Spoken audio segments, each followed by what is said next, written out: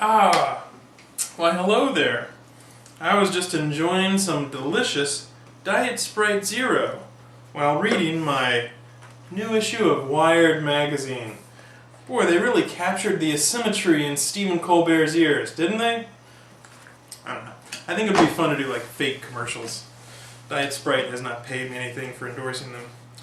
Alright, Sean Stallings writes in. He says, does Google Analytics play a part in SERPs? SERPs meaning search engine result pages.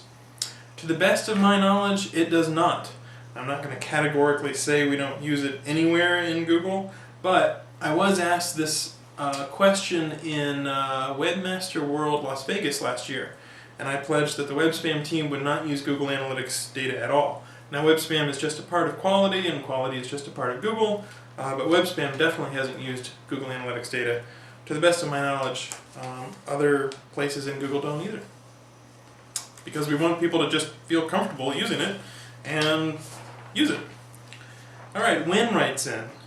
She or he says, Dear Mr. Cutts, it's going to be a long weekend. Looking at all the questions asked. Thank you, Wynn. Very sympathetic of you. But I have to. When does Google detect duplicate content, and within which range will duplicate be duplicate? Good question. So, that's not a simple answer.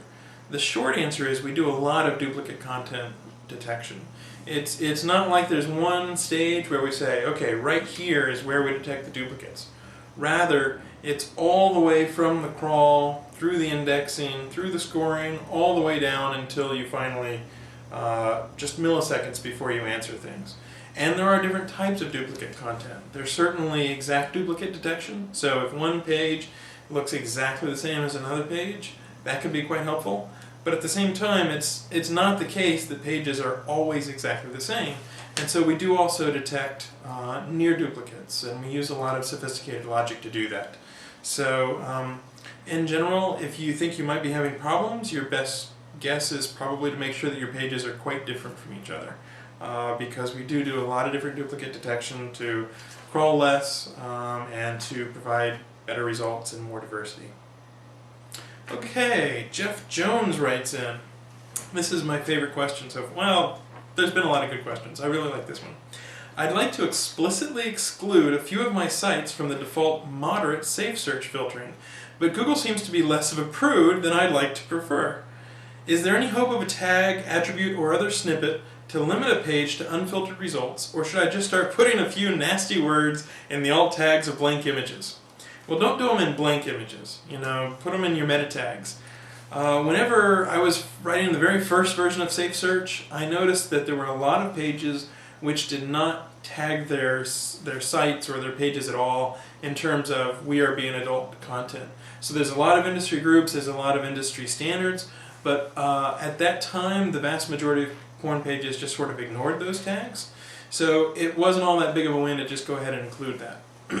So a short answer to your question is, to the best of my knowledge, there is no tag that can just say, I am porn, please exclude me from your SafeSearch. It's wonderful that you're asking about that. Your best bet, I would go with meta tags, because SafeSearch, unlike a lot of different stuff, actually does look at the raw content of a page, or at least the version that I last saw looks at the raw content of a page. And so if you put it in your meta tags or even in comments, which is something that isn't usually indexed by Google very much at all, we should be able to detect it as porn that way. Don't use blank images. Don't use images that people can't see, though. And then let's finish out with a question from Andre Scholten. He says, sometimes I make a box spiderable by just putting links in the option elements. Normal browsers ignore them and spiders ignore the option.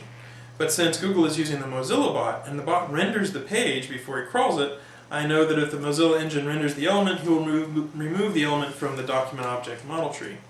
So in essence, he's saying, can I put links in an option box? You can, but I wouldn't recommend it. This is pretty non-standard behavior. It's very rare. It would definitely make my eyebrows go up if I were to see it. So it's better for your users and it's better for search engines if you probably just take those links out, put them somewhere at the bottom of a page or in a sitemap, and then that way we'll be able to crawl right through and we don't have to have hyperlinks or anything like that. Alright, I think that's enough questions for now. It's getting toward 11 o'clock, so I'm going to call it a night. It's Sunday, July 30th, so we'll see if we can't knock a few of these out sometime this coming week. Thanks a lot.